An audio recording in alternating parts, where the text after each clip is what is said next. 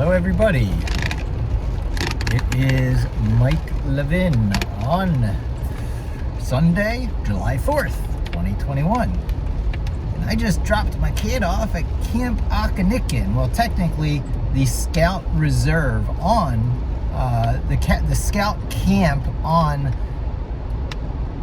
the Scout Reserve Ockanickon, if I got that correct. It's been a while. Well, to be precise, it's been 40 years. 40 years, possibly to the day, more likely to the week, because I went to that scout camp too. I'm dropping my kid off there for a week-long adventure, probably her first few merit badges. She just became a tenderfoot. And my dad dropped me off there 40 years ago. I don't remember if I got any merit badges there. I just remember a snake in the rafters, a big black rat snake. Freaked the heck out of my friend Scott Seville. I wonder if he's still out there. It was in his bunk. I remember him like jumping, I recall like 6 feet into the air. I probably remember it quite exaggerated, but they lifted the snake out of the rafters and put it out. And we were in the cabins. There's a whole bunch of campsites out there. It's a whole reserve. I don't know how many acres, but you know, it's one of these gargantuan scout reserves. And I'm not exactly sure what my daughter's experience is going to be, but I know it's going to be formative. And I thank my ex for setting it up. It's amazing that my daughter has a chance to have the scout experience. And I'm driving along here with the Delaware River to my right and the canal, the Delaware Canal. I'm actually in the Delaware Canal State Park, I guess it is, and it's just beautiful. I got to get back here with Nat and do some bike riding and visit the museums and the playhouses and the little waterfalls and all the wonderful little bridges here. It's just a gorgeous area and a blast from the past. I had lived in New York for essentially the past 15 years. It's been about a year now back in Pennsylvania, and dusting off all my old haunts. I don't think I really haunted here. 40 years ago doesn't count as a haunt, but flashbacks, highly familiar. Although I am driving home in a different direction. I was towards Philadelphia. Now I'm going back towards the Poconos. But it's kind of an amazing thing to say to myself, well, I'll GPS it, but the camp is off of the Delaware River down south on this end, and home is off of the Delaware River up north on that end. So just keep the Delaware River to my right, drive. In a quarter mile, turn right onto Pennsylvania 611 North. I'll get home. 611, what a blast from the past. I remember driving on 611 in my, I guess, senior year from high school up to this area to find arrowheads with my anthropology class with Mr. Hump. Turn right onto Pennsylvania 611 North. And I was driving up in my Mustang convertible. It was a big, you know, everyone was in like, I guess like a... Continue on Pennsylvania 611 North for 7 miles. And I chose to drive because it was really a cool thing, and it was a lot of fun to go out. I think it was to a quarry, and we would use the black lights over the potentially iridescent rocks, and this is one of my really fond memories of high school. And 611 is this crazy road that starts and stops and starts and stops, but for the most part, you could take it from where I grew up. You would go from where I was at basically Conshohocken. It was just outside of Conshohocken in a place called Lafayette Hill, which was near the Schuylkill River, near Philadelphia. The Schuylkill feeds into the Delaware. And you would drive, I believe it was north up Joshua Road, and if you went far enough, you would get to 611. And then you turn right on 611, you follow it, and you basically eventually could make it to the Poconos. And I had done that a number of times. In fact, I've done that to, for that high school anthropology trip, and I did it also for Shawnee Mountain a couple of times. Shawnee Mountain is the tiny little starter ski mountain in the Poconos that I actually happen to live near, and I look forward to getting Addie started with skiing. It's one of those hotsy-totsy sports like golf and stuff, but nonetheless, it's an experience I had growing up. My dad gave that to me as a gift. Starting from like 5 or 6 years old, I was on skis in the backyard. I've not done that with my own daughter. However, it's not too late, and we didn't do it this year because of, lockdown and everything, but we will be doing it this coming winter. So, wow, this is full circle kind of stuff in my life. I forget how much I really have to offer my daughter. I forget how rich my life really was and how much roots I have here in the Philadelphia, Pennsylvania area. Where to go with that video? This is a nice little time I have to shoot the video. My inspiration was the fact that it's kind of 40 years to the day, 40 years to the week maybe, that I have, that my dad dropped me off to that same Boy Scout Reserve at Boy Scouts. You can't call it Boy Scouts anymore. It is thankfully just the Scouts. And it's really interesting, the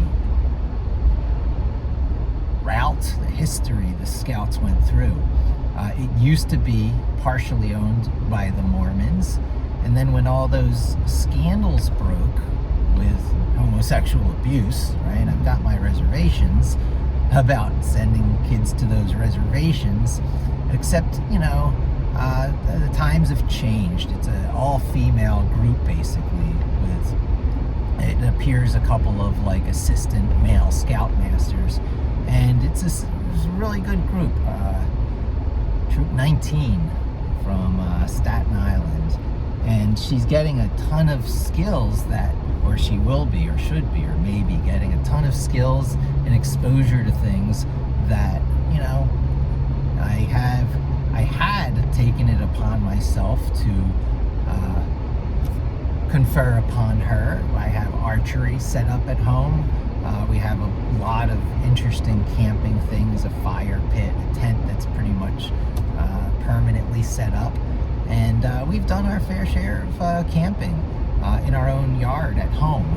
And for her to be getting that now through the Scouts with other people is kind of a crisscross verification thing to help turn her into more of an outdoorsy, rugged individual that I fear maybe a number of people in modern life are not getting, from a combination, a double whammy of the utterly engaging digital electronics in our lives, i.e. smartphones, but also the tablets and the smart TVs is very, very engrossing. And you get a lot of your relationships, your friend relationships, and your serotonin fix because of the other side of that double whammy, which of course was the global pandemic quarantine lockdown, which gave the perfect excuse to throw yourself into these screens. So locked in this tiny little apartment in Staten Island, in this complex called Irby, a little luxury apartment complex with a pool that was all of 4.5 feet deep at its deepest, gave you this feeling of, being special, kind of like the Eloise feeling, right? I was able to give Addie that feeling for about 2 years, having the run of this nearly magical, within view of the Emerald City being New York City, experience head rush, feed her serotonin with, you have roots. Your roots are the greatest city in the world, and no matter where you live now, it cannot be taken away from you that you are familiar with New York City, a place that instills and evokes a sense of awe and wonder in people who've only read about it or more often seen it in the media, because who reads anymore all their lives. And for you, it's like, yeah, no big deal. So she's definitely a city mouse by birth, and I'm helping now, along with this scout experience, instilling the country mouse experience into her too. She'll be getting this good old Big Red, Big Strawberry, in what really is about 5 years from now, right? So she'll get her learner's permit, and I'll get her driving in Big Red, and I'll keep technical ownership of the thing because I've got that lifetime warranty on this thing. So I'm going to squeeze every bit of value out of this Big Red Jeep, the way I tried to do out of my Big Red Pathfinder. I don't know, it must have been like 20 years ago, but what a mistake when the transmission on that thing went, I don't know, it was $4,000 or something. And I spent about $3,500 on that lifetime warranty. So any of the big ticket items, so long as I do my scheduled maintenance and stuff, it's just free under warranty. And I think that's a wonderful gift I'll be bestowing upon Addie as she starts to drive and gets the big rush of Big Red, which of course, as you may have seen from previous videos, plays right into the Red Armor mental model of, what would you call it? It's like cinematic character development. It's psychology, but once you're aware of the colors, you can really start to analyze characters in media and tendencies in yourself. And so I guess it's worth repeating where I'm going to go with this video. Inevitably, one of my favorite topics and subject matter is how you're born hardware-wise, what your natural inclinations are, whether you're generally a sensitive person, which is often thought of as a weakness in modern society, because being sensitive, crying easily, being easily affected by other people, weakness, right? Well, no, it's not weakness. It's a superpower. However, you are like a unshielded babe in a storm when you are sensitive and not having constructed your armor. So when you're born sensitive like that, it's water element stuff, it's soft, it's yin, it's blue fuzzy circles. And the opposite of that is, instead of circular, it's linear, green arrows, purposeful, pointy tips. And that's yang in the yin and yang Asian way of seeing it. But there's tons of ways of seeing this stuff. It's the same concepts that you'll see over and over again. And those people tend to be less sensitive, and they're born less sensitive. Their essential vibe is less sensitive. That is not to say they'll remain that way for their entire life, but what blue circles and green arrows do is, blue circles build red armor, variations on red armor. It occasionally turns out black in the sense of Batman, and it occasionally is disguised as true green, but it's really always the red armor concept that's going on. Sometimes it's shielding, like the Iron Man armor, and sometimes it's untouchability, like the Flash. And when you're born a green arrow, sometimes you stay on that green arrow path your whole life. It can suit you, but when you have to interact with the sensitive types, and you just don't know the heck what's going on because you alienate 50% of the people in the world, and when you need to not alienate them, you need to develop at least artificial empathy. You need to be sensitive to that which you are not normally sensitive to, which comes from an intellectual place more than a deep emotive place, and that's fine too. Most great leaders are that, because you can't be a great leader and be deeply sensitive on the inside. It'll tear you apart and prematurely age you. I mean, In a quarter mile, turn left. Sometimes you have that with like your Jimmy Carters, but they become one-termers. You would say that maybe Obama was more of an emotive type, but no, it's a Green Arrow lawyer, classic lawyer Green Arrow, who has learned to be empathic. So, not saying these people are also sociopaths, but on turn left. the spectrum of those Green Arrow types, there is in fact interesting, turning left here. All right. In a quarter mile, turn right. Will do. So when you need to be sensitive to the population, and you are born a Green Arrow, let me see if this is not my turn yet. It's a dinky little road. You compensate for the lack of emotive sensitivity with intellectual sensitivity, knowing that you need to be tuned into the needs of others. And so, red armor is the blue circle's path to becoming Green Arrow-like, and, intellectual compensation. Turn right. The Green Arrow path to becoming more emotive blue circle type.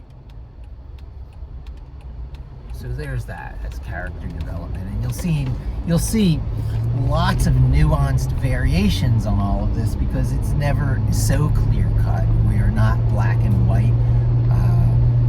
I don't want to put forth false dichotomies. Binary.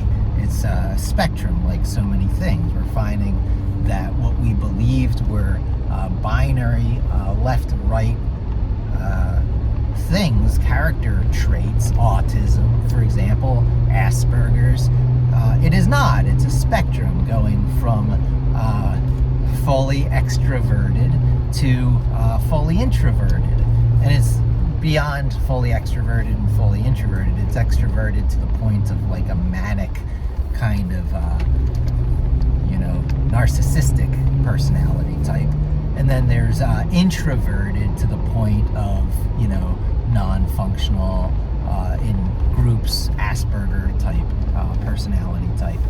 And, we all land somewhere between the two. And, one of the great disservices is these black and white labels. I know I've been narcissistic for periods of my life because In 1,000 feet, turn right onto Morgan Hill Road.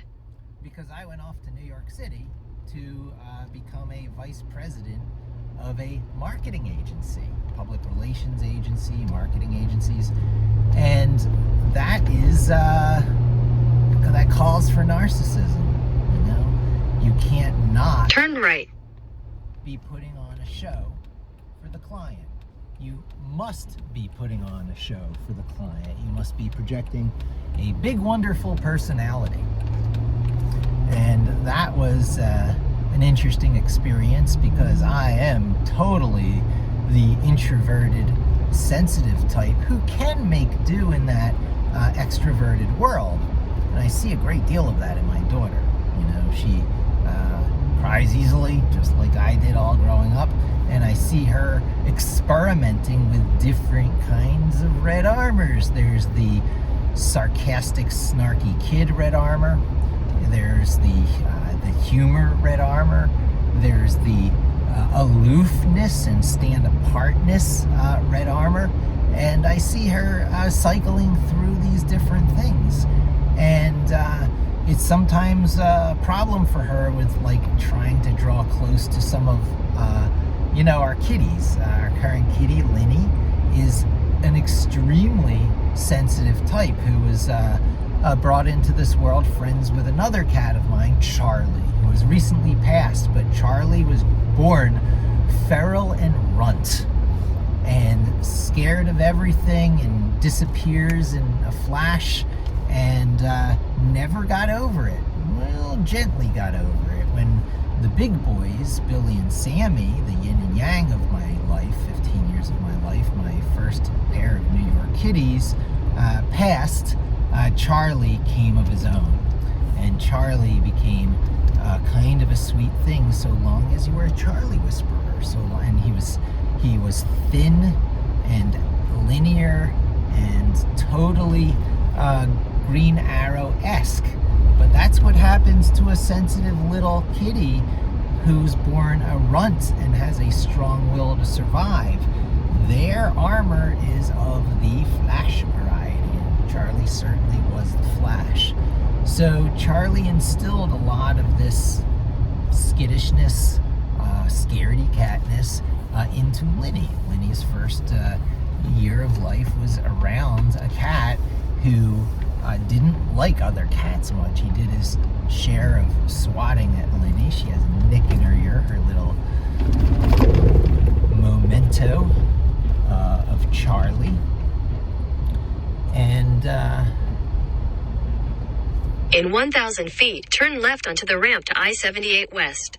interesting, left onto the ramp to I-78 West. I can do that. Yeah, I see where that happens. Excuse me while I navigate to myself in my head as we go here, because this is too important of a video to not get out on this ride, you know, tying together, you know, my personal character development, the character development of my daughter. Turn left onto the ramp to I-78 West. And the mini character developments, I say mini, but these are fully formed personality, these cats. The character development of my cats. They have had Continue on I-78 West for 4 miles. long, fruitful kitty lives. The most recent 3, aside from Linny, mostly in New York City, so tough little black and white New York kitty cats. The most recent one, a little beige one, born in Ferrell in Pennsylvania, adopted, sweet to the core. But she had her first outside incident. Something came down on her back real hard. We're thinking it's another kitty. She was vaccinated up. She had all her booster shots, her 1-year vaccination, a good month before this happened. So, you know, we were letting her have her time outside, mostly supervised, but sometimes not. And in that time not, she got some injury where she could hardly walk, and she went off sulking, and we couldn't get an appointment at our local awesome place, literally awesome, the rescue place of Monroe County. So they told us about this other rescue place called Rush, which was about an hour away towards Easton. And I need to get familiar with that drive anyway, because I want to get out there for like the crayon factory, and I think Hershey Park might be out that direction too. So I want to get familiar with some of these routes from where I live now. So I'm like, yeah, I'm going there. So the next day I got Linny Cat out to Rush Urgent Care, Pet Urgent Care, and the doctor looked her over, shaved her back in the area she was sore, and found a little puncture, not bite mark. In 2 miles, take exit 71 for Pennsylvania 33 North toward US 22, Stroudsburg. Okay, can do. 22 north. Okay, so we're giving her antibiotics and her painkillers. And doesn't appear anything's broken. It doesn't appear there's any internal injuries, but she's got a sore back. And we think she ran into one of the top cats in our neighborhood, of which there are a few. I probably should have been more on top of that. We're gonna have to work Linny back up to the courage to go outside, but we have a cat tent for her, so she can go through a tube from a cat door into through a cat door into a tube into a cat tent, and have complete safety and reacclimating to the outside. Whether she ends up being an outdoor cat or not, it still has yet to be seen. Maybe with the wildlife around, Linny might be too much on the sweet side, but this is her first step in getting wise to the ways of the world. She has to develop her armor. And I have heard people ask... In a half mile, take the interchange on the right.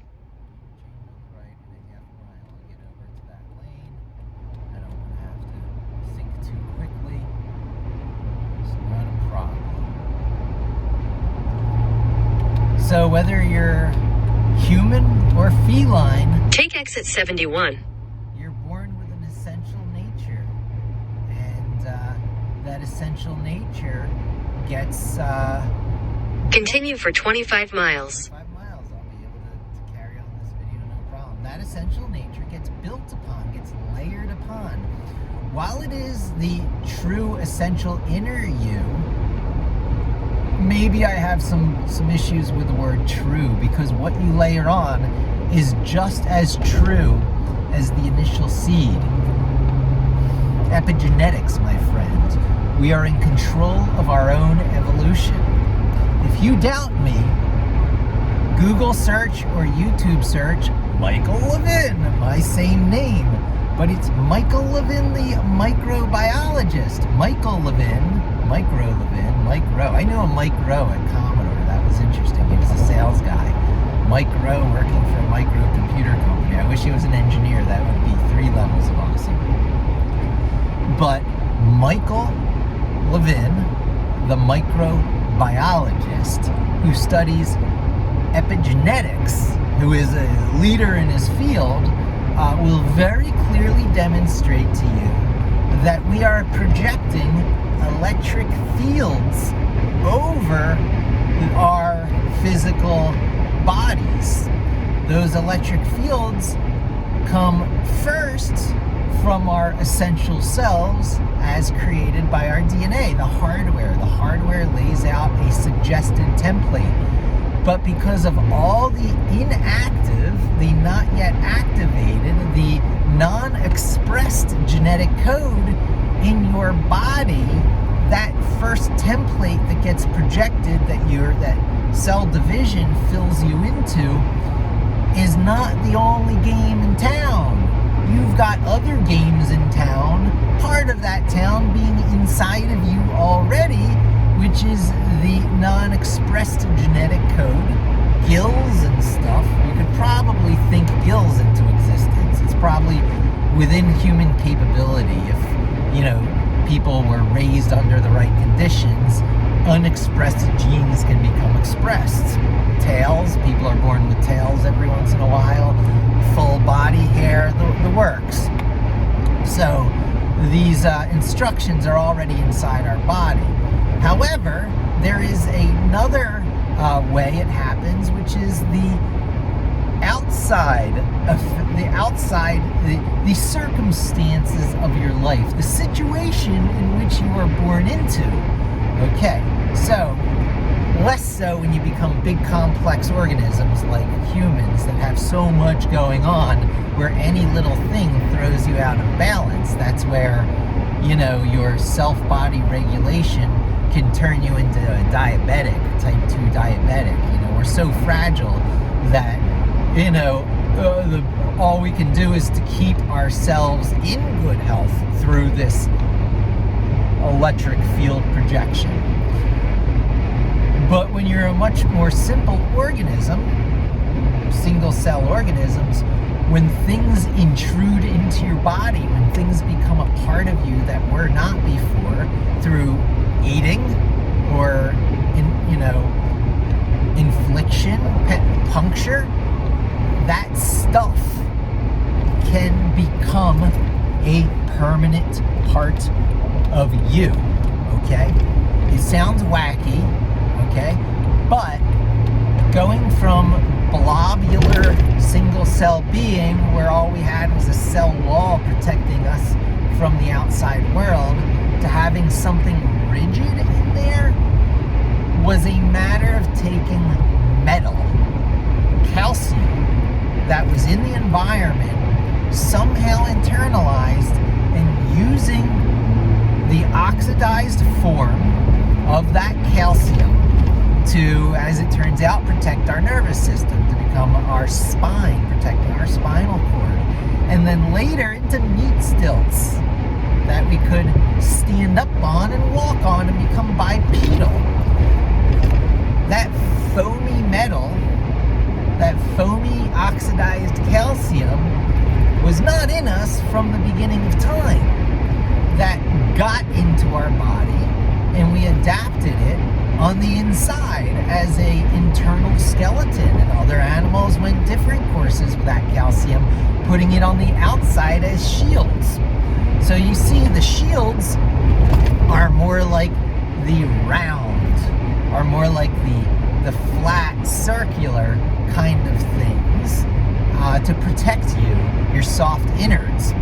Whereas your internal skeleton is more like the long, linear, arrow point type things. So vertebrate animals, the whole branch of life that broke off somewhere around tadpole-like creature, fish-like creature, our inner fish, leans alpha and omega, right? Alpha, the pointy A, omega, the circle. Alpha is green arrow, omega is blue circle, right? So you got your alpha, you got your omega, you got your green arrow, you got your blue circle, you got your linear, you got your circular. So crustaceans and bugs lean omega. Vertebrate creatures, anything with a skeleton, from fish all the way up through birds and primates, lean alpha. There are all kinds of exceptions and variations, and it gets pushed back and forth. Predator-like animals, ambush predators in particular, go very linear. Snakes, right? Extremely linear, right down to their venomous teeth. And mammals got a little fairy and round and a little bit chubby, and they lean a little bit over towards omega and blue circle. But the round fairy creatures who become linear again and grow fangs adopt the alpha strategies, and that's where you get your canines and your felines, right? Canines, dogs, and cats are very alpha. They're very predatorial. Their eyes end up going forwards instead of out to the sides. Out to the sides is more rounds. Forward is more linear. So cats are like the spirit of snakes invoked again in mammals. Cats got lazy for 23 hours of the day, and then they spend 1 hour hunting. Sleep for 23 hours, hunt for 1 hour. Arguably increasing your quality of lifestyle, more recreation, more leisure, more sex, and decreasing the amount of work you need to do by just waiting around for your prey to walk by when you lunge out and you get them, right? Just like a snake, just like a venomous snake. There's all kinds of life templates. These are life templates, inner things that get projected out amongst, and it's not a ghost. We are electrical creatures. If you were to view the electrical fields in your body, you would be as rich, and you would be like just as oh wow as our material bodies look to us with the meat and the sweat. We're interesting on all the electromagnetic spectra at which you can look. We just happen to have the visible light spectrum, a tiny little band of the Hall EM spectrum, which, by the way, I can go off in so many directions. Our senses are really a matter of different types of sensitivity to different parts of the electromagnetic field. Touch is really just touching the outer valence electron shells of molecules. You never really touch a proton or a neutron, the inner part of atoms and molecules. You only ever touch the part that is chemically active, the part that lets things bond with each other, which is, millions of times distant from the center. It's like they talk about a couple of marbles at the center of a sports stadium would be like protons and neutrons at the center of a atom, with the electrons being even tinier than those marbles. They'd be specks of sand in the bleachers, right? That's what we're talking about. And you only ever touch the fields generated by those specks of sand in the bleachers, right? That's what touch is. That's what your sense of touch is. And when we talk about sensitivity, you're talking about sensitivity to these different electromagnetic fields rendered so complex that you cannot even recognize them as electromagnetic effects. So when a person who is oversensitive, there's no such thing as oversensitive. When a person who's highly sensitive to criticism cries, it's their sensory equipment responding to electromagnetic fields. They're tuning in, okay? It doesn't seem that way, but laughing at jokes is the same thing. It is electromagnetic sensory equipment tuning in fields. This is why Robin Williams is as powerful from a scientist perspective as, I don't know if I'd put him in Einstein's caliber, but he certainly touched every single person in the world except the most isolated countries like North Korea as much as Einstein did, but in the modern, in modern times, right? A single individual touch us through, Mork and Mindy, The Genie, all his acclaimed movies on so many levels, from humor to drama, deeply emoting. Emotion is much like gravity. So gravity is a derivative effect, okay? Probably not electromagnetic in nature. It has resisted unification. So there's the strong force, the weak force, the electromagnetic force, and gravity. Which one of these is not like the other? Gravity is an emergent property from having enough energy condensed together that it warps space-time, and the effect of that warped space-time we feel is gravity. It's extremely derivative. It's extremely derivative in the same way that being oversensitive to criticism and laughing at humor is highly derivative, right? So there's a clear, in my mind, connection between, crying, laughing, and gravity, okay? So I know I got a little wackadoo lately trying to explain to you how I should stop calling it anti-gravity. It's just magnetic highways in the sky. How phase locking, with the magnetic side of quantum phase locking occurring from polarized quantum foam, right? For people who do these experiments who watch these experiments on YouTube or whatever a lot, the two key experiments, electromagnets on the one hand, quantum locking on the other. Small mental experiment has you creating the magnet portion of electromagnetism in the vacuum of space, polarized vacuum polarization. And with vacuum polarization, you then do the quantum locking trick, bring a superconductor near it, you've got quantum levitation. With a few quantum levitation in midair, mid-space, mid-ocean, with a lot of qualifications, which admittedly might mean it's not possible today, and I could be completely wrong, but I don't think I am. Those Tic Tac UFOs are probably quantum locking using polarized vacuum. So these things become nearly obvious to me in the same way that I can draw connections between humor, hurt, the two sides of that spectrum, right? Laughing and crying, and gravity. They're derivative effects because we, as highly evolved creatures going down the social path, right? The social path yields mammals, right? There are other types of social creatures, plenty of insects like ants are social, plenty of birds are social, but we are the fuzzy social, the round fuzzy socials. We came from things like moles, right, where our senses temporarily, our sense of sight temporarily was taken away as we took to the ground after the meteor impacts, after the asteroid impacts. So our sensory equipment that also supports the social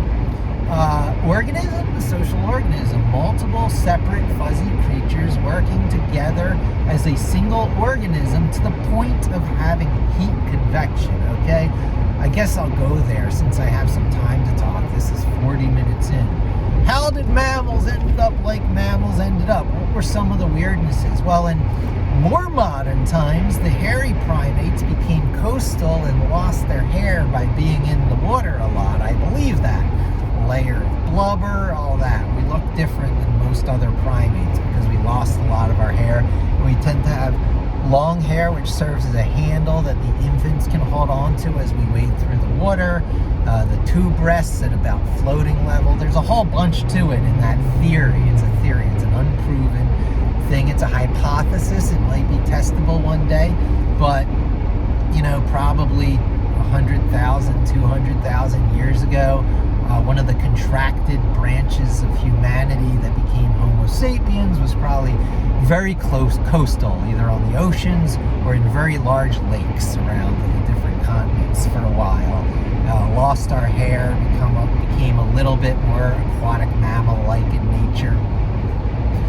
But another interesting thing, long before that, before we were primates and we were somewhere bigger than moles, but smaller than meerkats, we were still mostly underground colony creatures that, for warmth at night, piled onto each other. What did you do when you piled onto each other for warmth?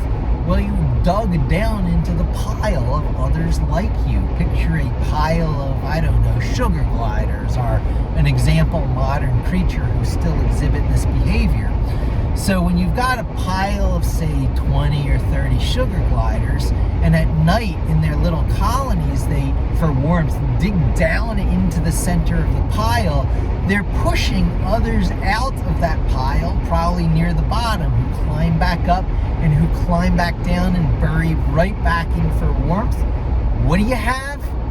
You have something that looks just like heat convection, where the particles of heat convection in a convection system, just like a cup of coffee, where hot water at the bottom of the coffee comes up, it cools down, and because it's cool, it wants to sink again. And there's that circular donut where the surface of the donut is coming up through the center of the hull, back down through the outside of the hull. I'm sure there's technical names. I don't know the dodecahedron and all those prime shape names. I should probably brush up on them. But that convection shape happens with mammals in colonies getting warmth at night. And what happens? What happens is you become deeply social and deeply interdependent to the point where, if you get an exotic animal, if you live somewhere where sugar gliders are legal, I owned a couple of sugar gliders, they tell you you really must buy them in pairs because they are so social. They will be unhappy without others. Now, they can't do the convection trick when it's just two of them, but they'll be a lot happier. They are the fuzzy rounds, right? Sugar gliders, fuzzy rounds, tiny little steps towards, being more linear alpha green arrow because they catch bugs in the air where they're flying, and their eyes are more forward facing than other mammals, say like rabbits, where it's to the side. So they're definitely moving towards predator, but they retain a lot of their, let's band together in a group and all just get along. Forced cooperation, forced game theory, right? What's going on here is game theory. One must cooperate to live in society as the fuzzy mammal type. And you don't see that deep level of cooperation in other colony animals, like herding animals. They're walking on the plains, they might huddle together. Birds might flock together, but really these small things above mole but beneath meerkat really do the deeply connected, almost like single organism, mammal social things. It's part of our ancestry, right? It's part of why evil always loses. If evil won, humanity would have been wiped out by filter events many times over by now. The most obvious one being acquiring nuclear power filter event. If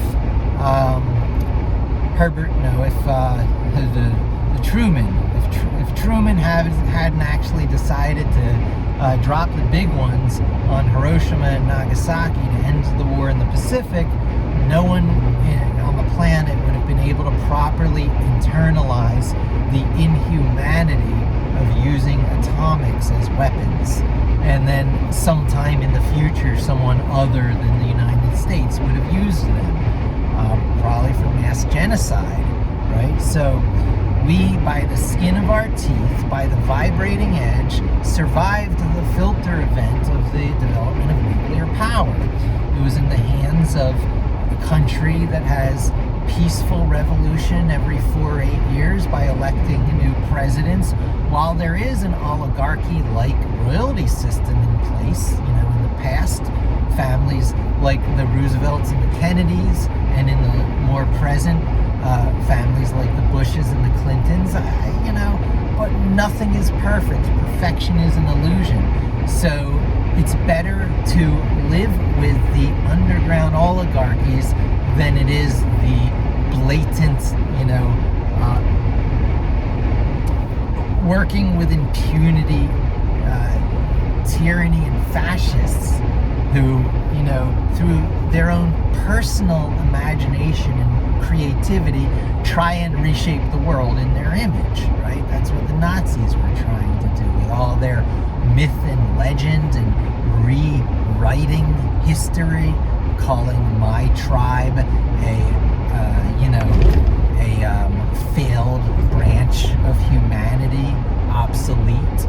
But you can't wipe us out, we're too hardened by the attempts to do so, right? And then that leads to all kinds of conspiracy theories, because when you can't wipe out the Jews, they must have big secrets. Well, no, it's like the same way the wildlife in New York City is all a little bit bigger and meaner than most wildlife. Our rats are bigger, our deer are bigger, our pigeons are bigger and smarter and meaner and more savvy, because they have epigenetically expressed their red armor and have also been naturally selected. See, sexual selection and epigenetics work hand in hand. They work in tandem. It's not one or the other doing the whole job, but the way you take control of your own evolution, your step in the chain, in the never-ending chain of propagating forward genetic material and information, is by projecting onto your hardware, your manifestation of you, those things you want to see in your life, because the now moment is the most important moment. So you do it to make the now moment, the life you're living, the best you can. You're also doing it to make the slightly future you, think tomorrow's you, next year's you, little favors for future self. You do little epigenetic tricks like think yourself into health for that short-term near future you. And then you, of course, do it for your genetic offspring, your relatives, your members of your local tribe, the us and the us and them. In half a mile, keep right to stay on US 209 North. Follow signs for I-80 East, Stroudsburg. Will do. I'll try and wrap up quick, but this is some of my most important, I think insightful. People who listen to this and go, oh, it's wacky. Keep right to stay on US 209 North. Don't think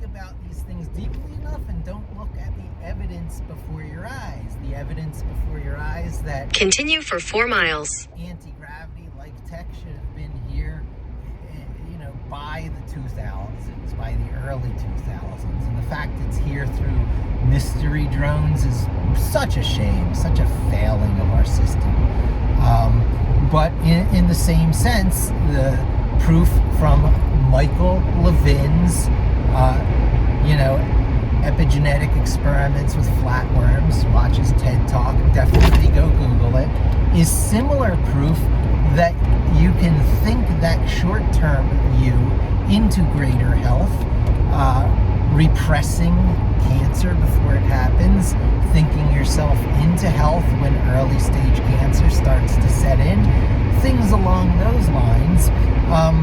But also now with the modern, especially digital electronic age, to intermix Wikipedia, running program code, all the things that you're capable of expressing now through your imagination, through I can think this so it can become part of the real world now, can be the equivalent of written into your genes for future generations. Now, of course, we're not really at that point yet, but there are absolutely analogies to that you can do today. The way Microsoft wrote the Superman movie into crystalline glass that has a lifespan expected to be longer than the 14 billion years of our existing universe. So, barring anything happening to that glass in the form of cataclysmic end to the earth, that crystalline glass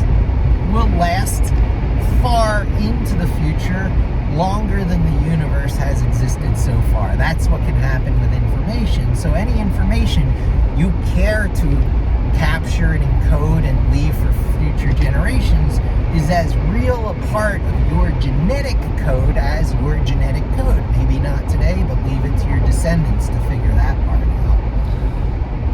Shall I go on? I got one of these strange blinking red lights here on the highway, only in Pennsylvania. All right. I'll wrap up soon because I'm coming close to the end of my ride, and I think I really made that point real well. Shall I go full circle? Yesterday, long ago, 40 years ago, is on the tip of my consciousness, on the tip of my tongue, being back into that neighborhood in the Scout Reservation made me go, oh yeah, I was here, I recognize that, I remember pulling into this parking lot, one of many parks. It's a big freaking place. So as people were figuring out being at this place for the first time, I'm like, yo, don't trust Google Maps. It's going to suggest where the main parking lot is, and of course the wisdom of the crowds will make that Google pin be more and more accurate with the passing years, but we're still early in that process, so let's double check that address against what they told us, and go with a preponderance of evidence. Truth is like that. Truth is just like in the court of law, where the jury has to make its decision based on the preponderance of evidence, because things do go digital, on and off, spin states, up, down, strange, whatever. The quantum states do represent a sort of binary, extreme end of this spectrum type of existence, right? But you got to go down to much smaller than the atomic level. With quarks we're talking about, and those spins you're talking about, the subatomic particles that make up atoms. It takes 3 quarks. In half a mile, merge onto I-80 East, US 209 North. 2 ups and a down, 2 downs and an up, protons and neutrons respectively. I might have that reversed, but you have to get down to the trinary components of protons and neutrons before things start looking binary. And then it's not even binary, because it's not just 2 different spins. There's half spins, there's double spins. So the story is always more complex than it seems, and we don't live in a binary world. The main trick of green arrows, by the way. Continue on I-80 East for 3 miles. once someone has committed themselves to the highly competitive, force you into the same contest as they have adopted, Green Arrow world is to force you to try and to see the world in the same binary way they see it. Resist. The world is non-binary, even down to that quark level where it starts to look binary. Okay? You can see that in the digital world where they say, oh, in a database, in a Boolean field, there's on and off, there's 1 and 0. Oh, wait, but then there's also null. Nil, null, there's a lot of different, not set yet, uninitialized. There's a lot of ways to talk about it, but there's really 3 states in most binary systems, unacknowledged, right? But it's true. Set to something, set to not something, and not even set to anything yet. It's crazy, but true. You'll see it if you start to do database stuff. So even the digital electronic world of binary is not fully binary. So don't ever let anyone force just 2 choices down your throat. There is a third and a fourth and a fifth choice. And in fact, if you look closely enough, there's a whole spectrum. And the further out you zoom from the subatomic to the atomic to the microscopic to... In 2 miles, take exit 309 for US 209 North, Pennsylvania 447 North toward Marshall's Creek. To the barely visible with a human eye, to the now visible to the human eye, to the, small animal scale, to the human scale. I could keep working my way up to the cosmic, but you get the idea. Gravity exists up at that cosmic level at an observable state. We are human scale things on a cosmic scale, planetary scale object. That makes gravity observable. That's how derivative of an effect it is. Humor and pain are similarly derivative effects. They resist unification with the strong, weak, and electromagnetic forces that are explainable and observable at the atomic scale, right? You can't even see gravity at the atomic scale. So things like gravity generators are just really hard. 309, yeah, no, okay, I got it. I'm on familiar ground now. These things resist unification because they don't start to manifest as a force until you travel up through those scales. You got to get to the human scale to see things like pain and humor, joy and pain, and gravity. They resist. In half a mile, take exit 309 for US 209 North, Pennsylvania 447 North toward Marshall's Creek.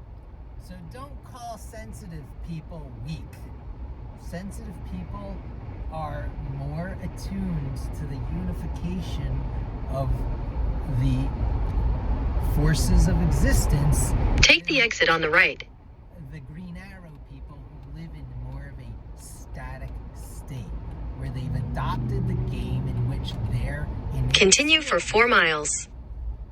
They've adopted the game in which their innate skills make them look good, right? And that's general society. Alphas become leaders. They win out over the soft-spoken types, and they are coveted and vaulted as great people, where really they're just, and oftentimes nasty Green Arrow hunter people. You hear Jeff Bezos talked about, with the Jaguar, you hear their hunter stuff, kill the, competitors, kill the competitors. One of the primary goals of those who seek wealth and power, the alphas, is to kill off your competition and to start to build a monopoly. And your Warren Buffetts who talk about building a big moat, right? He at least goes circular and is more quiet and low profile in the shadows, the Warren Buffetts, but he's a shark predator, just like, his buddy Bill Gates and their kin. It doesn't make them better people. It doesn't even make them more successful people. It makes them more effective hunters. And hunters is not all it takes to advance society forward, because those static games change. Now, only the paranoid survive. Andy Grove, the Green Arrow of Intel, but he retired, and where's Intel? They let their guard down, and the